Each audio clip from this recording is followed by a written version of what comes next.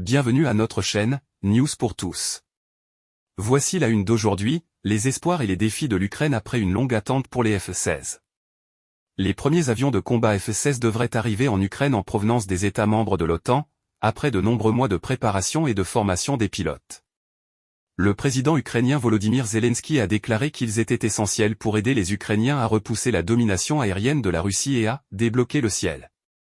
Les forces russes se préparent également à affronter les F-16 ukrainiens. Ils ont ciblé un certain nombre d'aérodromes militaires ukrainiens et l'on craint de plus en plus que ces avions tant attendus soient attaqués et détruits peu après leur arrivée.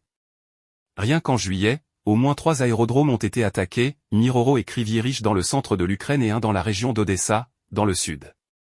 Moscou affirme avoir détruit 5 avions de chasse ukrainiens Su-27 et un MiG-29, ainsi qu'un radar et de précieux lanceurs de défense aérienne Patriot. Les autorités de Kiev restent pour l'essentiel silencieuses et l'armée de l'air a refusé une demande de commentaire de la BBC, affirmant sur les réseaux sociaux que les avions et le système de défense aérienne détruits étaient en réalité des leurs qui avaient coûté à la Russie plusieurs missiles Iskander coûteux.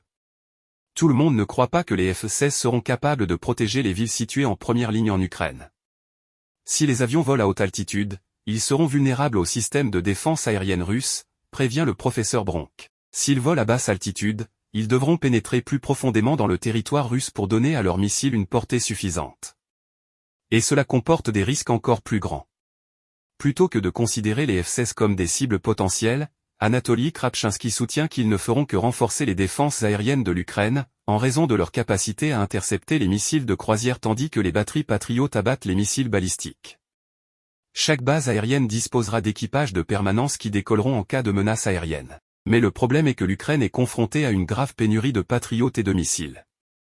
Le président Zelensky affirme que l'Ukraine a besoin d'au moins 25 systèmes de défense patriotes pour protéger son ciel, alors qu'elle n'en possède qu'une poignée.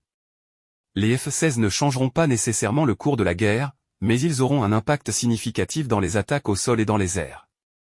La question est de savoir s'il y en aura suffisamment et s'il sera possible de les protéger sur le terrain. Merci pour la visite à notre chaîne, News pour tous. Veuillez vous abonner pour ne pas rater vos news préférées, et n'oubliez surtout pas d'aimer et partager notre chaîne. Merci, on se revoit à bientôt.